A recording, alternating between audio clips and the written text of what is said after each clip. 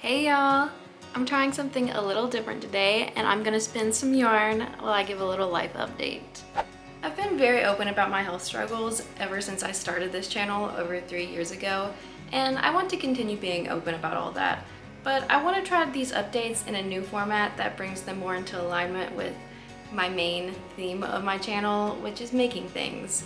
So today I'm going to spin some yarn and chat. And I'm gonna see how good I can be at this, because talking while moving my hands and my feet and trying to make this the right thickness might be a bigger challenge than I thought it was going to be. Also, I just want to say a little disclaimer that this is not medical advice. This is just my own personal experience. It's been 3 years since I had my hysterectomy for adenomyosis, and a lot has changed since then. And I'm not being dramatic when I say it saved my life. Like, my uterus wasn't literally going to unalive me, but for basically the 2 years prior or more, I was a shell of a human and just like barely surviving. It was not good. And I've made several videos about that and my progress since my surgery. So I will have those linked down below if you want to know more about how bad it really was and what the different stages of my progress have been like. But long story short, I got a lot better after my surgery, albeit I had a pretty slow recovery. But I did still end up having some issues like chronic low back and hip pain, not as intense as it used to be, but still a daily thing. Some nausea, high heart rate, and earlier this year I was diagnosed with POTS and Ehlers Danlos Syndrome, which connected a lot of dots. A piece of the puzzle that was missing, so to say.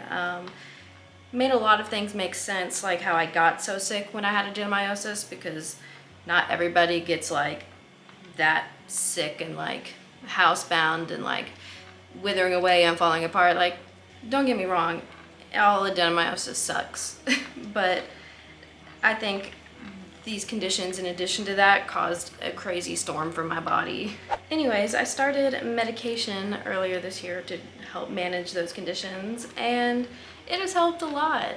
I take cyproheptadine, which is an antihistamine, and it has helped a lot with my appetite. I have also been taking midodrine and clonidine to help with the POTS and Ehlers-Danlos symptoms. Basically, my blood vessels don't constrict enough to push the blood back to my heart, and it pulls in my extremities and stuff like that because the vessels are too lax from the collagen disorder with the Ehlers-Danlos. So my body produces more adrenaline to increase my heart rate and send the blood where it's supposed to go, but that adrenaline response also keeps me in fight or flight mode, which is not a great way to live. And this is more of an issue when I'm standing and gravity is more at play. But the midodrine, it causes my blood vessels to constrict and therefore increases my blood pressure.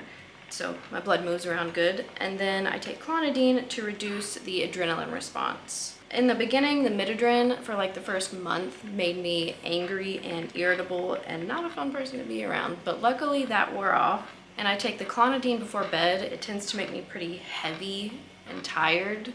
Since I've been able to eat more and have my heart rate and blood pressure under better control, I have been exercising pretty consistently for like the past 6 months, which has been great. I started out with just body weight, and that's how I started every single exercise that I do now.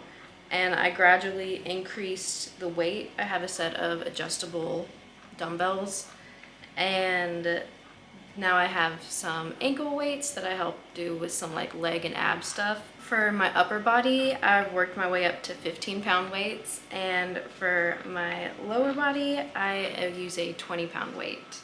And I've gained 25 pounds in the past 6 months, which I'm pretty happy about, because for so long I could barely eat enough to get any strength, and now I have gained weight and I just feel so much better. I have a couple clips from March 2025 that I took of me flexing my muscles a little bit. That was probably like a month and a half into working out. And of course I've got to flex for you now. Gotta show off them muscle gains.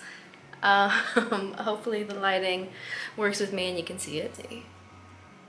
Let's see this muscle movement. You see that movement? yeah, I have worked hard for these muscles, showing up consistently, doing slow workouts, not trying to max out or like do the most reps. I'm really focused on strength and stability. Oh yeah, look at that. But my main thing is listening to my body and not overdoing it. Ooh, gotta show you my shoulders. Let's see. Sometimes I go into my exercising thinking I'll get through 3 rounds or whatever, and sometimes it's just 2, and if that's where I'm feeling like leaving it, then that's where I'm gonna leave it. If I'm getting too sweaty or too tired, then that's enough. Let's see if I can get my abs out. Shoot up muscle. It's been really important for me to build core strength since I have back problems. And my back was not stabilizing itself very good, and I used to like lean to one side. Now I've got some muscles to hold me upright. But yeah, I'm very proud. Like y'all, at my weakest, I couldn't lift a gallon of milk. I could barely go upstairs. You know, like, I used to be like, I want to be under 120 pounds. I'm like 5 foot. I should be under 120 pounds. The only time I have been under 120 pounds is when I was in middle school and younger, and when I was sick. That is not where my body feels good. Like 130, 140, that is the range where my body feels the best. And I don't care about talking about my weight online because I feel like we have no idea what's a realistic weight for grown adults. I'm almost 30. I'm 5 foot, 5'1"-ish. When it comes to working out, I have what I call maintenance days, push days, and rest days. And I have more maintenance days than anything else, which is where I lift like the same weight or maybe even a little lower depending on how I'm feeling, maybe even do a fewer reps. And this is so I don't lose progress, but also don't take up too much energy if I just don't have it to give at that time. And then push days are when I'm feeling strong, like I'm feeling like I got that little oomph. And I might add weight, add a new exercise, or add reps. And rest days, that's pretty self-explanatory, but very important, especially if you have Ehlers Danlos, because it takes a little extra for the muscles to build back, which is why I don't push to failure like I used to do before I got sick. I used to be sore for like very long after getting sick. Like it just seemed abnormal, and it was. But I would push to failure because that's what you do when you're in college. You know, you're really trying to max out them gains and all that stuff. So that's like a pretty normal thing to do.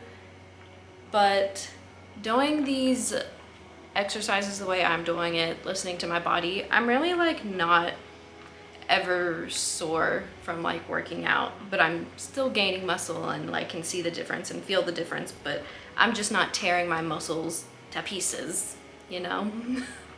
And like it's just a different way of working out. Like I'm not trying to do the most efficient exercises to build the most muscle or lose weight or whatever. Like I'm in it for the long game, for like the rest of my life. So it has to be achievable, attainable, sustainable, and these little exercises do it for me. And there ain't nothing wrong with that. And maybe more people need to hear that they should work out for their body type and what their body needs and not try to do the thing that is working for somebody else or what seems to be working for everybody else. Maybe that's just not for you. Instead of pushing to the max whenever I exercise, you know, getting those last few reps in that are really a push, instead of doing that, I just try to maximize the range that's comfortable. So like right before those like where you push reps, that's where I stop. If 9 reps is comfortable, but that 10th feels like it's starting to get to be a real push, then I'm gonna stop and maybe shoot for that 10th one the next time. But I'm aiming to expand the comfort zone, not the maximum pressure zone, if that makes sense. Along with the exercising, it's been really important to eat good, and been cooking like at least once a week, sometimes twice a week with the help of my partner. He helps cut stuff for me and helps clean up, which makes it very much not overwhelming to cook like it used to be. And also being able to be upright without my heart rate skyrocketing is also helpful. I really try to prioritize getting enough protein, so snacks that have protein in them. I drink protein shakes twice a day. I use Orgain vegan. I like most of their flavors. Whey just wasn't hitting for me. Like the taste of whey bothers me, I realized, and most of the flavors to cover it up taste really artificial, and like for something you're drinking twice a day, like it can't be a struggle to get it down. So I found the Orgain has been good for me, but it's really important to feed those muscles. I also try to eat enough every day so that my body stays in building mode and doesn't start going into burning fat mode. Building muscle has definitely helped stabilize my body and my back, but my back and hip pain has been about the same as it has for the past year and a half when it kind of plateaued. It's daily, I don't know, maybe like a 3 or 4, and it can get higher, and some days it's, you know, just minor background noise. It varies, but I need to see a spine specialist sometime soon. I had an MRI done on my lower back earlier this year, and they were looking for tethered cord syndrome, which I do not have, but they found a lipomitosis in my lumbar spine, which is basically fat tissue that is developed where it's not supposed to be, from what I gather.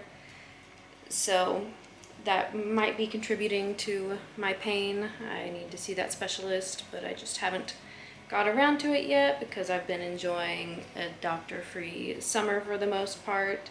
Since I started the year, like the first few months, I had like 15 or more doctor's appointments, and it was a lot. So now I'm just trying to like live life at my new normal with my medications and see what that's like for a bit. I also need to see a GI specialist for some tummy troubles that I have been having. I had a CT angiogram done earlier this year looking for MALS, which I talked about in a previous video, and I do not have that either. So yay, I don't have that, but also still some mysteries, and maybe it's just related to the Ehlers Danlos, or maybe it's, I don't know. I need to see doctors, but I'll get there eventually.